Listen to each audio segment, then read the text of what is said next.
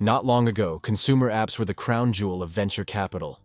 Social networks, photo-sharing platforms, messaging apps, short-form video tools, small teams could launch quickly, scale virally, and reach millions of users in months. Investors chased engagement metrics, daily active users, and growth curves that looked exponential. But in 2026, something has shifted. Venture capital is still flowing into AI, climate tech, robotics, infrastructure, and enterprise software. But many investors are noticeably cautious about backing pure consumer apps. So what changed? The surprising reason venture capital is avoiding consumer apps isn't that consumers stopped using apps. It's that the economics of winning have fundamentally changed. The first issue is distribution dominance. A decade ago, app stores and social platforms still had room for breakout hits. Organic reach was more accessible. Paid user acquisition was cheaper. Viral loops were powerful and relatively affordable. Today, distribution is tightly controlled. App stores are saturated. Social media algorithms prioritize established players. Paid advertising costs have risen significantly. Competing for attention against global platforms with billion-dollar marketing budgets is extraordinarily expensive. For a new consumer app, acquiring users at scale often requires capital far beyond what early-stage funding can sustain. The second reason is monetization pressure. Consumers have become accustomed to free or low-cost apps. Advertising revenue models are highly competitive and increasingly regulated. Subscription fatigue is real. Users hesitate before adding another monthly charge. Enterprise customers, by contrast, are willing to pay significantly higher contract values for tools that improve productivity or reduce costs. From an investor's perspective, enterprise SaaS often offers clearer, more predictable revenue streams than consumer apps dependent on ads or microtransactions. Predictability matters more now than during the growth at all costs era. Another factor is platform risk. Consumer apps often rely heavily on third-party ecosystems, mobile operating systems, social media APIs, search algorithms. A single platform policy change can dramatically impact growth or monetization. We've seen this repeatedly. Algorithm adjustments reduce traffic. Privacy changes disrupt ad targeting.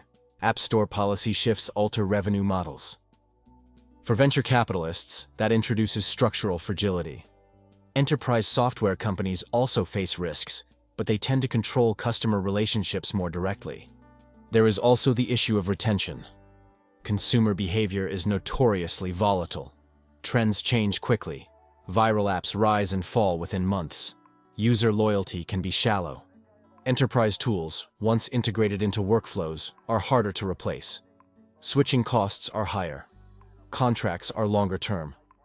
In an environment where capital is more disciplined, durability is valued. The AI boom has amplified this dynamic.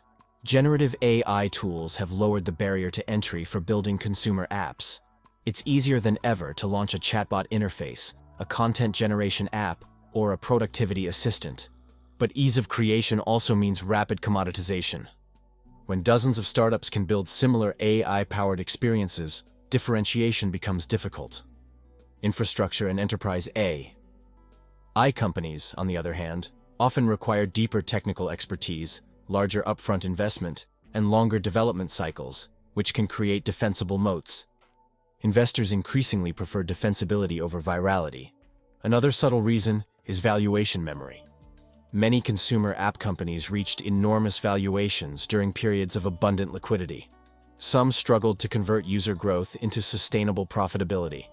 Those lessons linger. Today's venture investors are more cautious about backing consumer growth stories without a clear path to durable revenue. They ask harder questions about lifetime value, customer acquisition cost, churn rates, and network effects. If those fundamentals are weak, funding becomes difficult. There is also a macroeconomic layer. Higher interest rates and tighter capital markets make long-duration bets less attractive. Consumer apps often require years of heavy spending before achieving scale. Enterprise startups can sometimes reach meaningful revenue faster through targeted B2B sales. In a more capital-constrained environment, speed to revenue matters. Importantly, this doesn't mean venture capital has abandoned consumers entirely, but the bar is higher. Consumer apps now need either massive built-in network effects, unique distribution channels, or exceptionally strong brand differentiation to attract serious funding. Simple growth is no longer enough. There's also the dominance of tech giants to consider. Large platforms can replicate popular features quickly. If a new consumer app gains traction, established players can integrate similar functionality into their ecosystems. Competing against companies with billions of users and vast engineering resources is daunting. This competitive reality discourages some investors from entering purely consumer-focused markets unless the opportunity appears truly defensible. Why does this shift matter? Because consumer apps once defined startup culture. They shaped how venture capital operated and how innovation reached users. Now, capital is concentrating around infrastructure, enterprise AI, climate solutions, robotics, and deep tech, sectors tied to physical systems, productivity gains, and long-term contracts.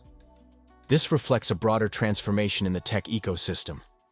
The easy wins in consumer software have largely been captured. Distribution is consolidated. Monetization is competitive. User attention is fragmented.